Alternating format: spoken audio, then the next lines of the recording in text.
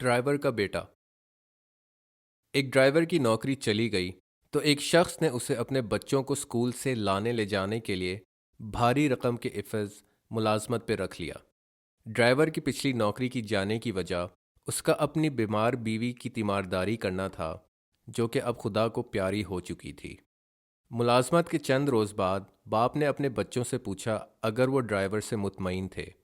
بڑے بیٹے نے بتایا، ڈرائیور بہت محتاط اور خیال رکھنے والا شخص ہے، مگر وہ اپنے ساتھ اپنے 3 سالہ بیٹے کو لاتا ہے۔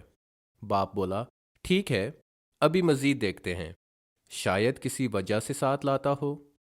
کچھ عرصے بعد باپ نے بچوں سے دوبارہ پوچھا اگر ڈرائیور بیٹے کو ساتھ لا رہا ہے۔ بچوں نے کہا ہاں۔ باپ نے سوچا ڈرائیور سے بات کی جائے۔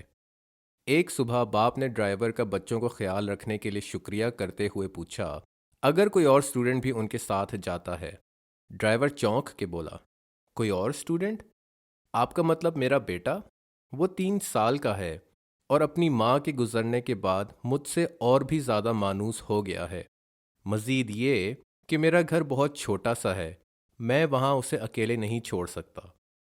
آدمی کو نبی صلی اللہ علیہ وسلم کی حدیث یاد آئی کہ جو خدا کی مخلوق کے ساتھ اچھائی کا معاملہ کرتا ہے، خدا اس کے ساتھ دوستی رکھتا ہے، اور جو خدا کی مخلوق کے ساتھ اچھائی نہیں کرتا، خدا اس کے ساتھ دوستی نہیں رکھتا۔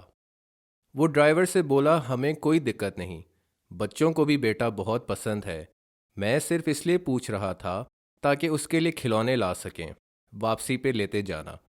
ڈرائیور نے باپ کا ڈھیر سارا شکریہ ادا کیا اور بچوں کو لے کے اسکول روانہ ہو گیا۔ آدمی نے اپنی بیوی سے کہا کہ ڈرائیور کے بچے کے لیے کپڑے اور کھلونے خرید لائے اور خود دفتر کو چل پڑا۔